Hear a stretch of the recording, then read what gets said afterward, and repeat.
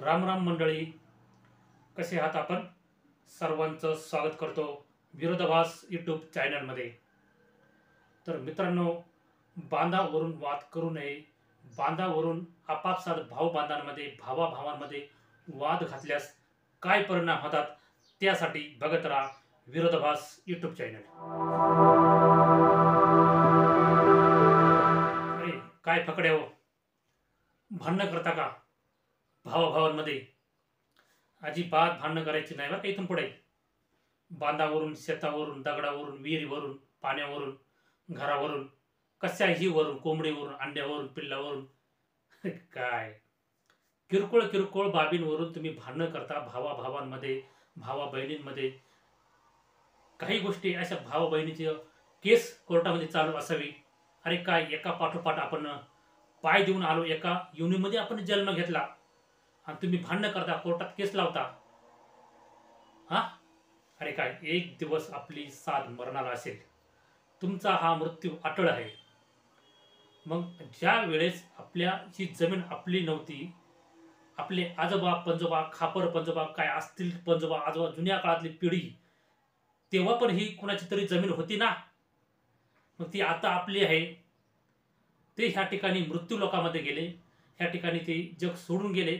ते पुन्हा बघायला आले का माझी जमीन इथे का माझी का तुझी? मग एक दिवस तुम्ही सुद्धा मरणार आहात हे लक्षात ठेवा. मृत्यू हा अटळ आहे. ही आपल्याला बोकांडी न्यायचं नाही, हे गुंडाळून न्यायचं नाही. जे आहे तसंच पडणार आहे. त्याच्यावरून आपल्या भावांची एकमेकाच्या डोक्यात टिकोरी घालून टोकी फोडणं, मारामाऱ्या करणं, दगड मारणं, एखाद्याची आत्महत्या करणं हे चुकीचं आहे. या गोष्टींपासून अलिप्त राहा. आपल्या मृत्यूला आठवा. एक दिवस मृत्यू हा अटळ आहे. परत ह्या जगामध्ये यायचं नाही. हा जन्म एकदाच आहे, हा देह एकदाच आहे, हे लक्षात ठेवा. आणि बांधावरून भांडणं करू नका, भावाभावांमध्ये भांडणं करू नका. आपण एकाच आईच्या पोटामध्ये उदरामध्ये जन्म घेतलेला आहे, एकाच आईच्या पोटामध्ये आपण वाढलेलो आहोत आणि एकाच आईचं आपण स्तनांचं दूध पिलो आहोत, याचं भान ठेवा. आणि भावाभावांमध्ये आपापसात भांडणं करू नका. ज्या वेळेस ती जमीन एक होती, मध्ये बांध घातला आहे, ती एका मालकाची होती, आपल्या बापाची, हे लक्षात ठेवा. पण तुम्ही दोघ जण झाल्यामुळे दोन वाटण्या झाल्या. तीही बापाची होती आणि ही बापाची होती. हे लक्षात ठेवूनच योग्य मार्गाने चाला, समझोता घ्या. हे आपण एकच भाऊबंद आहोत, एकाच योनीमध्ये जन्म घेतलेले, एका रक्ताचे नाते आहे. आणि तुम्ही खुशाल एकमेकाची डोकी फोडायला निघले का? भरपूर अशी मी उदाहरणं, भरपूर स्टोऱ्या मी बघितलेल्या आहेत, ऐकलेल्या आहेत, तो जवळून बघितलेल्या आहेत. भावाभावांमध्ये डोकाफोड एक खुणापर्यंत मजल गेलेले आहे. ह्या गोष्टी करू नका, याच्यापासून दूर राहा. हीच प्रेरणा तुम्हाला मी ह्या व्हिडिओमधून देतोय आणि हेच मी तुम्हाला गाईड तुम्हाला याच्यामधून करतोय, इन्फॉर्मेशन देतोय. ह्या गोष्टींपासून अलिप्त राहा.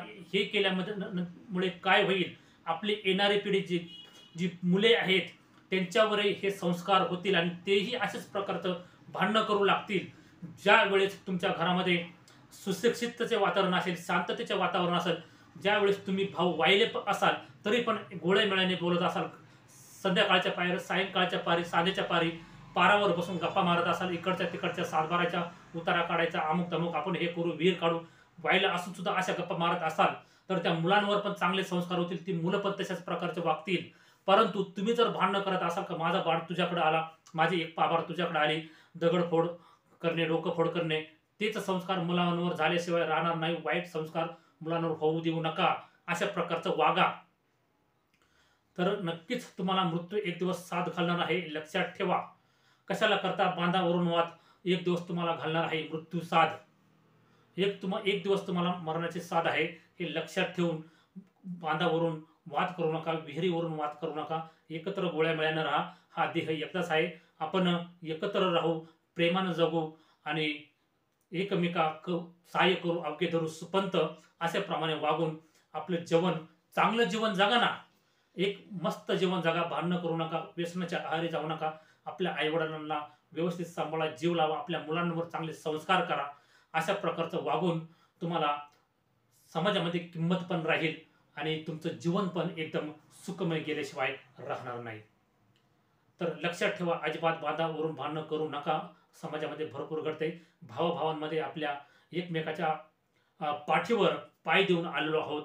तर एकमेकाच्या पाठीवर पाय देऊन आलो आहोत, तर एकमेकाच्या पाठीशी पण तशाच प्रकारे सुखदुःखाच्या वेळी उभे राहा आणि एकमेकाचे संकट टाळून न्या. आपल्या मुलांवर संस्कार तसेच होतील आणि मुलंही तशीच वागतील आणि पुढची येणारी पिढी सुंदररित्या तशीच प्रकारचे संस्कार घेऊन पुढे पुढे जाईल आणि त्याच प्रकारचे संस्कारमय जीवन जगत राहील आणि सर्वांचं जीवन हे सुखी झाल्याशिवाय राहणार नाही. मित्रांनो, याच्यातून एकच प्रेरणा घ्या की एक दिवस आपल्याला मृत्यू अटळ आहे, हा देह एकदा जाणार आहे. म्हणून अजिबात बांधावरून भांडणं करू नका, भावाभावांमध्ये चांगलं जगा, डोकेफोड करू नका आणि सुशिक्षितपणाचा आव आणून आपल्या मुलांवर चांगले संस्कार होऊ द्या. पुढची पिढी जेणेकरून त्या संस्कारमय जीवनामध्ये चांगलं जीवन जगेल आणि सुशिक्षित होईल आणि पुढच्या पिढीला चांगले वळण लागून ते देशासाठी पण ती पिढी एकदम सुशिक्षित आणि संस्कारमय होईल. तर चला मित्रांनो, हीच तुम्हाला प्रेरणा मोटिवेशन ह्या स्टोरीमधून मिळणार आहे. तर भेटूया पुढच्या व्हिडिओमध्ये एक नवीन एपिसोड आणि एक नवीन स्टोरी, राजकारणी story, political story, Bharat governments of Maharashtra, काही प्रशासनातील घडामोडी, तसेच काही मोटिवेशनल स्टोऱ्या, क्राईम स्टोऱ्या आणि तुम्हाला दिलेले एक प्रेरणादायी स्टोरी, अशा प्रकारचे सल्ला मसलत अनेक प्रकारच्या स्टोऱ्या, न्यूज स्टोऱ्या तुम्हाला ऐकायला मिळणार आहेत विरोधाभास मधून. त्यासाठी चॅनलला सबस्क्राईब करायला विसरू नका आणि शेजारच्या बेल आयकॉन घंटेला पण दाबा, जेणेकरून तुम्हाला आलेल्या व्हिडिओची नोटिफिकेशन मिळून तुम्ही व्हिडिओ सर्वात अगोदर पाहू शकाल. आणि व्हिडिओ आवडला असेल तर नक्की लाईक करा, शेअर करा आणि एक प्यारीशी कमेंट करायला विसरू नका. भेटूया पुढच्या व्हिडिओमध्ये. तोपर्यंत thank you for watching my video. Thank you.